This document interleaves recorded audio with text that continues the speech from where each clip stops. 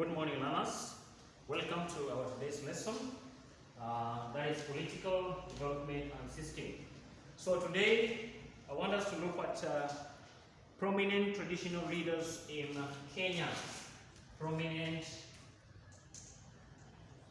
traditional leaders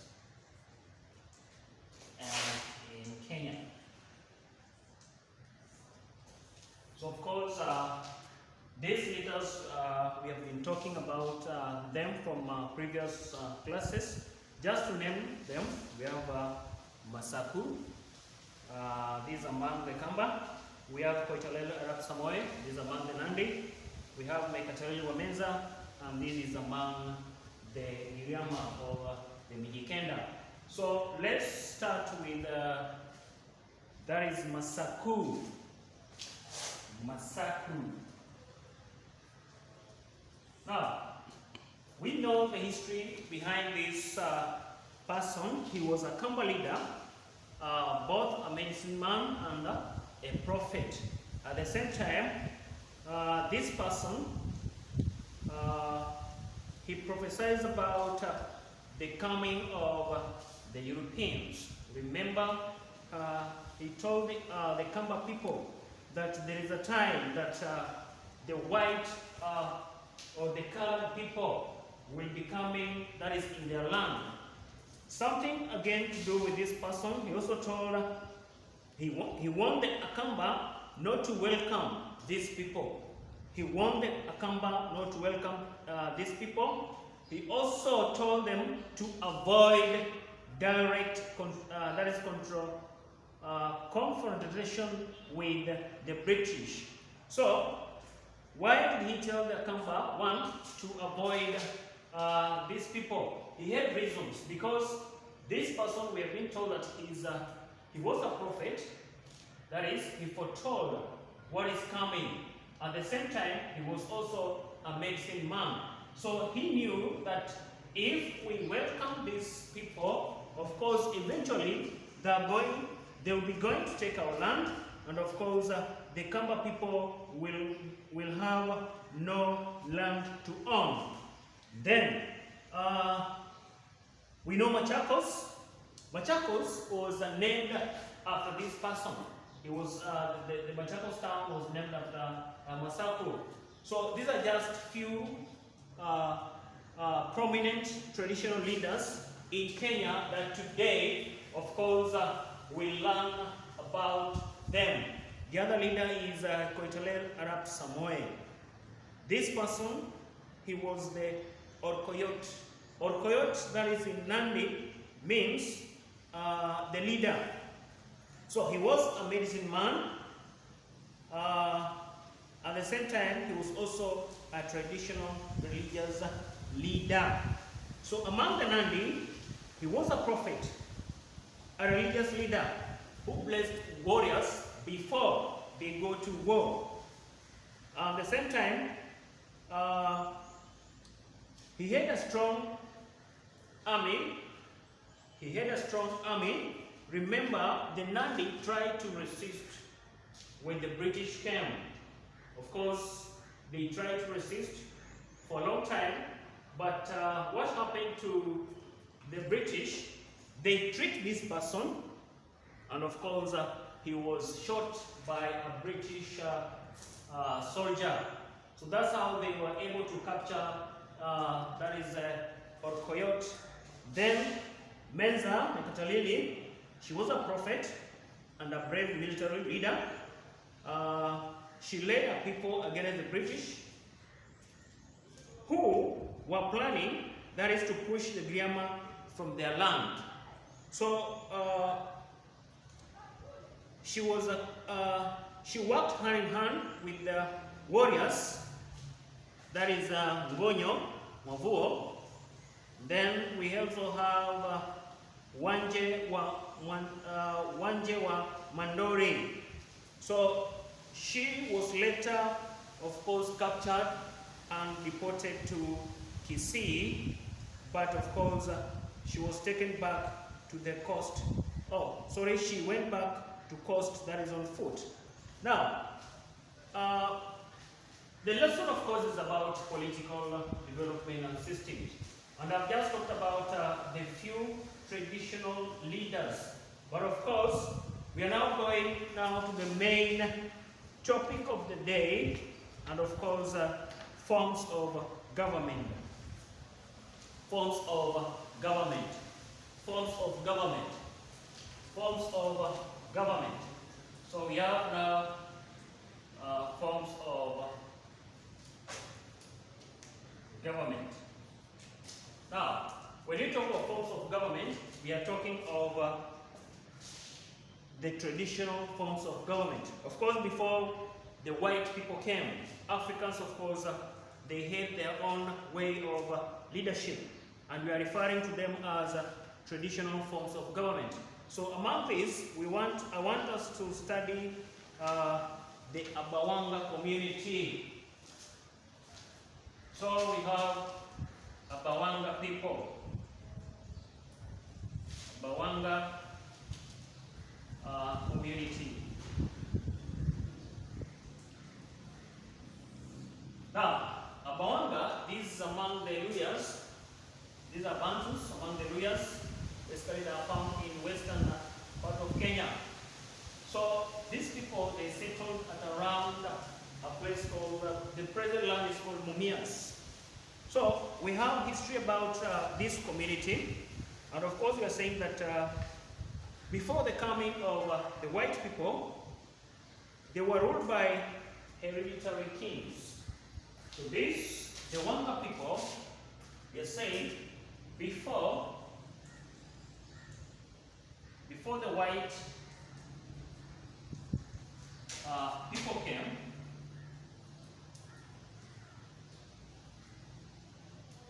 the Wanga people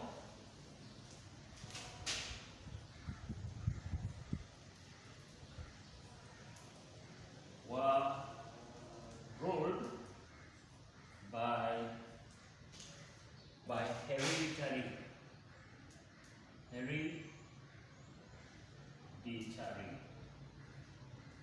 kings. So the meaning of hereditary means the kingship was inherited. It involved, it rotates within a family. So the kingship was never to go outside the family. That's why I say hereditary. That is from the father to the son to the... Now it goes on. It can't go away or out of the family. That's why we are saying it is hereditary. So the king's title was Nabongo. The title, the king's title was Nabongo. So when you talk of Nabongo, this is the title. But we have several leaders who were, of course, in the power. So the king came from a royal clan called Abashisese. Now, the royal clan, we're saying the king came from the royal clan called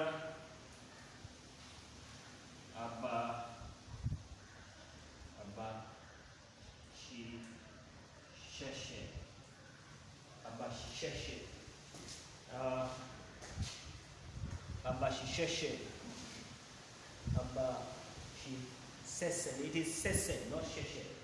Sese. Abashisese.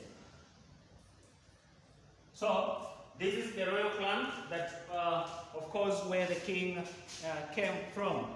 Then we also say the Nabongo ruled with the assistance of a council of elders called Abakoli Balitoko. He also ruled with the assistance of the chiefs whom he appointed. Then he ruled from his capital the capital was called El Reco, which today is the Mumias. Then the king had absolute power, which means the king was everything. Whatever he said, of course, is supposed to be done. Then we had the army that was called Oluyaba, made him powerful among his neighbors. So when these people came, when the British came, now the one who was in charge at that time, now the Nabongo, welcomed these people, or we are saying he collaborated with the British mainly because there's a reason why this person made a collaboration with the British. And the reason, of course, is that he wanted the British to protect him, that is from the neighbors. And also, he wanted to conquer, again, his neighbors. At the same time, he wanted to be made a paramount chief. That is now, we are talking about the King of Kings. So that now, any neighbor that, of course, will try to revolt, so he will be dealt with.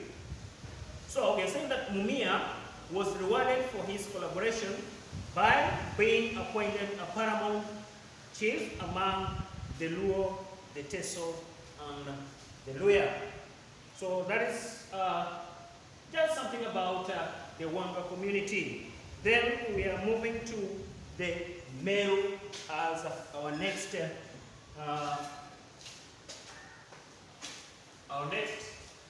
is the Meru people.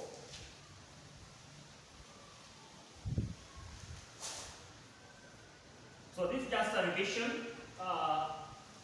about this, because I believe class 8, of course, you have learned about, so we are looking at the Ameru. The Ameru. Now, when we talk of Ameru, something comes in your mind. These are people, these are Bantus, of course, from central part of Kenya. Not central, but they live on the eastern slopes of Mount Kenya. So the Ameru are a Bantu who are found on the eastern slopes of Mount Kenya, of course in Central. So their traditional government was based on the age system. We are talking about the age system. And of course, we had two sets of rulers, Diba and Kiruka. So this ruled for, we are talking of between 12 to 15 years in terms. Then,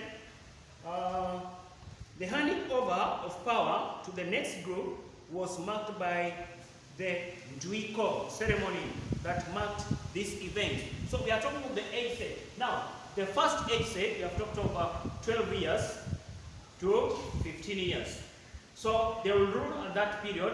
Then 15 now onwards, we are saying there is a ceremony that has to be done, because now we are moving from this stage to the other now stage. And of course, we are saying the ceremony was marked by the Nduiko. Now, each group ruled with the assistance of a council of elders called the Njuri Jeke. So the members were Agambi, who were clan heads in the Ameru clans. So the Njuri Jeke, of course, we have learned about them, was the custodians of the laws. Custodians of the law. So these people, basically, they had some duties, naming them, solving disputes among the Ameru, also to assist in difficult cases. Also, the person convicted by Njurinjete and Njurimpere were handed over to Ngomango for punishment. So we are saying this is the innermost. This is the innermost core.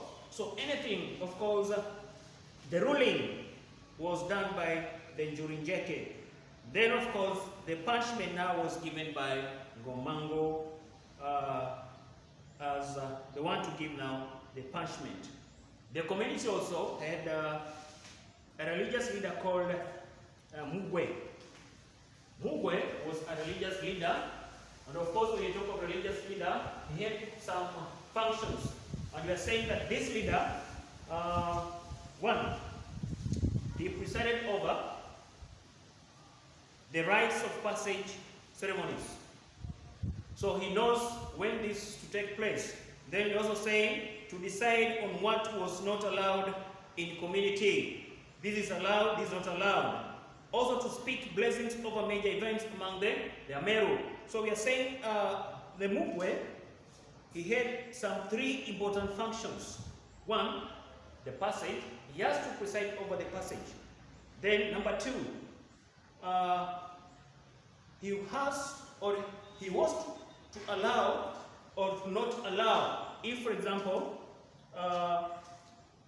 community does something good or does something bad. So in case of religious, he was to be to give advice.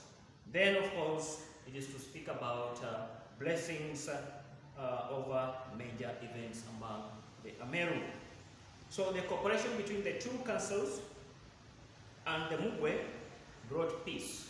So when you talk of the councils, we have talked about the age between 12 to 15. Now we move on to now the council of elders. So we have these two. The age between 12 and 15, of course, these are the youth. Then we have now the old people. These are now the Jurinjeke. So there is a cooperation between the two councils and the Mugwe. So these, of course, they brought peace and harmony among the Ameru. So elders did not participate in raids, hunting or protecting the community against the attacks. This was the work of now the youth or the warriors. So learners, our lesson of course today has covered just the traditional leaders. We have mentioned Masaku, we had Wamenza and Mekutalili, and of course we had Okoyot. Then from there we came to now the forms of government. And basically we have looked at the Wanga people, that is under the kingship. We have looked at the Ameru people, that is under the council of elders. So I would like you now to go back to your books, of course, go through what we have discussed today, and of course I'll give you an exercise for you to do at the end of the day, so that we are at the right track. So thank you for the lesson, and may God bless you. Thank you.